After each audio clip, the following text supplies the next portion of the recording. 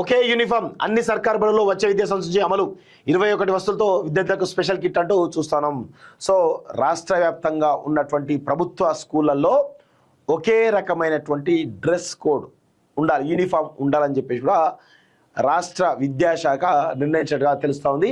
రాష్ట్రంలోని ప్రభుత్వ పాఠశాల విద్యార్థులకు సంబంధించి ప్రభుత్వం కీలకమైన నిర్ణయం తీసుకుంది. సీఎం రేవంత్ రెడ్డి ఆదేశాల మేరకు విద్యా వ్యవస్థలో విప్లవాత్మకమైనటువంటి మార్పులు తీసుకురావడమే కాకుండా కార్పొరేట్ స్థాయి వసతులు కల్పించే విధంగా అడుగులు వేస్తున్నది. ఇందులో భాగంగానే 2026-27 విద్యా సంవత్సరం నుంచి అన్ని ప్రభుత్వ పాఠశాలలో ఒకే రకమైన యూనిఫామ్ అమలు చేసేందుకు సర్కారు నిర్ణయం తీసుకుందట.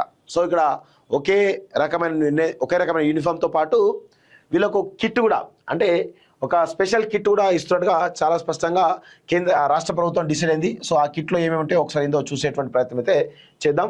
రాష్ట్రంలోని విద్యార్థులకు సంబంధించి ప్రభుత్వం కీలక నిర్ణయం తీసుకుంది.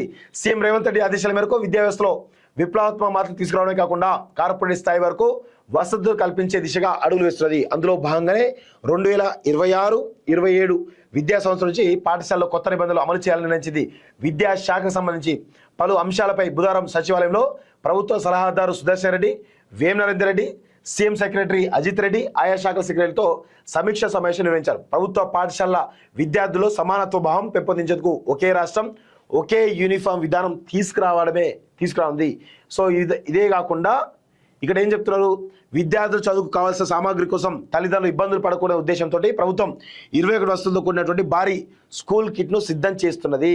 సో ఈ కిట్లో 3 జతల యూనిఫామ్లట, 3 జతల యూనిఫామ్లు, 3 జతల యూనిఫామ్ క్లాతులు, అదేవిధంగా షూస్, 2 జతల సాక్స్లు, school bag, belt, tie, notebooks, పాఠ్య పుస్తకాలు, వర్క్ బుక్స్, పెన్నులు, పెన్సిళ్ళు, eraser, sharpener, geometry box, dictionary వంటి అత్యవసర వస్తువులు ఉంటాయి.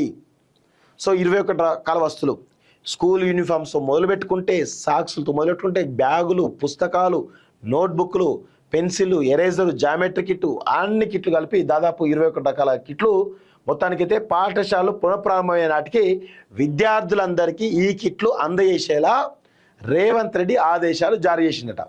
సో 2 నెలల ముందే, జూన్లో మళ్ళీ స్టార్ట్ అవుతుందంటే ఇప్పుడు ఏప్రిల్, మే, జూన్ దాదాపు 2 నెలల ముందే ఒక నిర్ణయం తీసుకున్నాడు. నిజంగా ఈ విషయంలో రేవంత్ రెడ్డిని అప్రిషియేట్ చేయాల్సిందే, నో డౌట్ అప్రిషియేట్ చేద్దాం.